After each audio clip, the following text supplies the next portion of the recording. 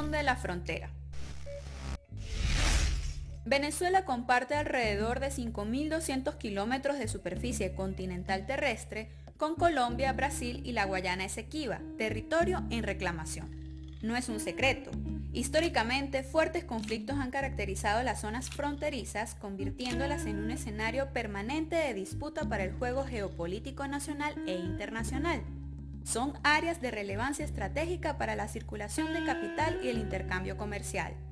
La actual crisis venezolana ha concentrado la atención al nodo fronterizo colombo-venezolano, que es el más notable foco de convulsión social, política y económica de la región.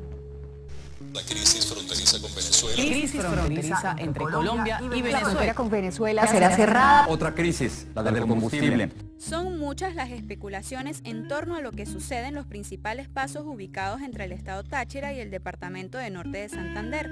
El sistema de relaciones complejas que confluyen en este espacio limítrofe lo convierten en un enmarañado escenario lleno de mitos y relatos distorsionados con dimensiones retorcidas. Pero, ¿cuáles son las caras ocultas de la realidad fronteriza? Enfoquémonos en tres aspectos principales. 1. La violencia. De acuerdo al informe de 2018 del Observatorio Venezolano de Violencia, la mayor cantidad de homicidios ocurridos en el estado Táchira tuvieron lugar en municipios fronterizos con Colombia. Este grupo de municipios incluía al menos 5 zonas. Sin embargo, destacaron los municipios García de Evia, Pedro María Ureña y Ayacucho. Cabe destacar que estos datos son proporcionados por una organización de dudosa fiabilidad, pero son los únicos que se encuentran a disposición. Asimismo, según el Comité Internacional de la Cruz Roja, en el 2018 se intensificó el conflicto armado en el norte de Santander, aumentando en 800% el número de víctimas de minas y artefactos explosivos, así como las víctimas de desplazamientos forzados y desapariciones. La naturaleza de la violencia en la zona ha sido variable en el tiempo y responde a intereses de distinta índole. Veamos. Como expresión actual del conflicto armado colombiano, que lejos de acabarse con la firma de los acuerdos de paz entre el gobierno y la guerrilla de la FARC, se ha agudizado con un alza importante del paramilitarismo en las regiones históricamente más azotadas por la pobreza y desigualdad, entre las que se encuentra el norte de Santander y otras zonas del oriente colombiano.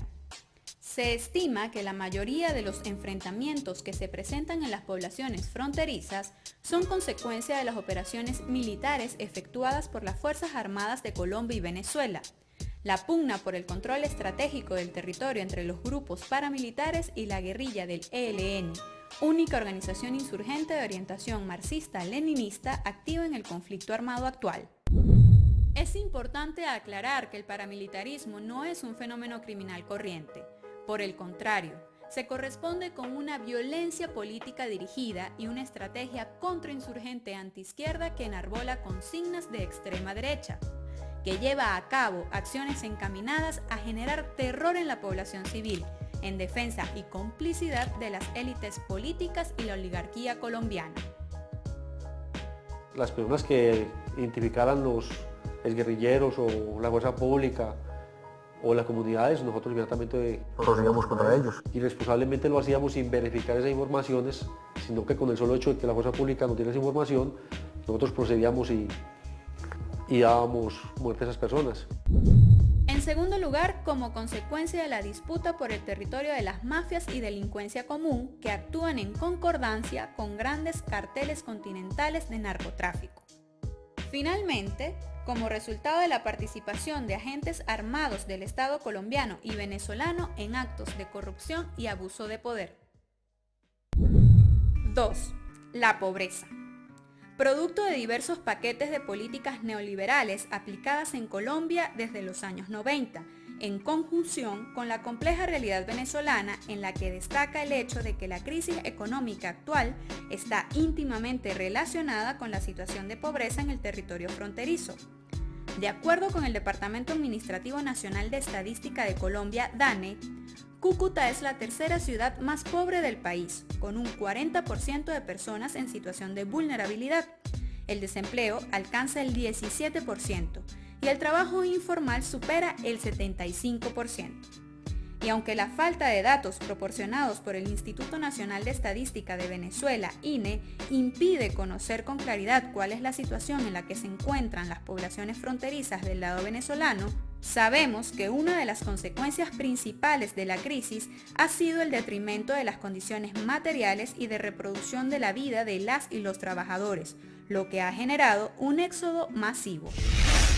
Según cifras presentadas por Migración Colombia, hasta el 30 de junio del año 2019 habían ingresado a Colombia 3.147.660 personas provenientes de Venezuela, de las cuales aproximadamente solo se quedaron 1.400.000. 742.390 residen legalmente, mientras que más de 665.000 personas se encuentran de forma irregular, es decir, sin los documentos necesarios para trabajar ni acceder a los servicios básicos de salud, vivienda, educación y alimentación. De acuerdo a esta misma fuente, que no ha podido ser contrastada y verificada con otros datos debido a la inexistencia de estos, 200.000 venezolanas y venezolanos se encuentran solo en el norte de Santander. ¿A qué se dedican estas personas? La mayoría ocupa puestos de trabajo en condiciones indignas, generalmente en el campo de la informalidad y con condiciones de vulnerabilidad agravada. El panorama de la pobreza fronteriza es un intrincado cúmulo de contradicciones sociales, económicas y políticas. 3. El desangramiento de la economía nacional venezolana. A través de mecanismos de especulación financiera y de la manipulación directa del mercado de valores, que de la mano de los decretos vigentes de liberación cambiaria, permite realizar transacciones económicas de alto nivel sin que exista mayor control, lo que resulta en el establecimiento de una cotización paralela del valor de la moneda nacional con respecto al dólar. Además, así se generan procesos de legitimación de capitales provenientes de actividades delictivas como el narcotráfico, pero también de operaciones fraudulentas de comercio exterior, importaciones ficticias y sobrefacturación por parte de las empresas privadas.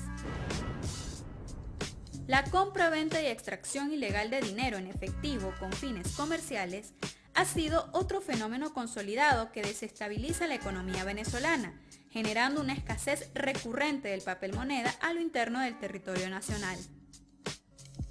Finalmente, por medio de la extracción de bienes y mercancías de contrabando, que por cierto no es un fenómeno unilateral, sino que también está caracterizado por la introducción ilegal de productos colombianos en el mercado venezolano, pero representa una gravedad notablemente mayor de consecuencias para el Estado venezolano. ¿Por qué? Ese contrabando de combustible que desangra a Venezuela. Igualmente el diferencial cambiario, la diferencia de precios que hay entre un país y otro ha hecho que esta distorsión se genere un contrabando que de verdad está haciendo un daño inmenso en Venezuela y lo reconocemos. El decreto 4136, emitido por el Ministerio de Hacienda y Crédito Público de Colombia en 2004, reconoce los más de 60 pasos ilegales o trochas por donde circula el grueso del contrabando, legitimando la práctica ilegal siempre y cuando se garantice el pago de tributos ante la Dirección de Impuestos y Aduanas Nacionales. La principal compañía petrolera de Colombia, Ecopetrol, corrobora en sus informes que entre los años 2009 y 2018 envió solamente el 56% de las cantidades requeridas para abastecer de combustible a las zonas fronterizas, lo que implica que el restante necesario se suministró por vías del contrabando. Aunque la producción petrolera ha bajado en los últimos años, la extracción ilegal de gasolina sigue siendo un problema grave. Diversas medidas han sido anunciadas por el Ejecutivo Nacional con el objetivo de frenar el robo. Sin embargo, muchas de ellas ni siquiera llegaron a una primera instancia de ejecución. Basta que las lacras colombianas de las mafias de la gasolina nos roben la gasolina. Les voy a poner la gasolina internacional. Es más, anuncio, voy a poner un precio superior a la gasolina de Colombia en toda la frontera. Ya basta que nos roben. ¿Y qué pasó entonces? Fin de la cita.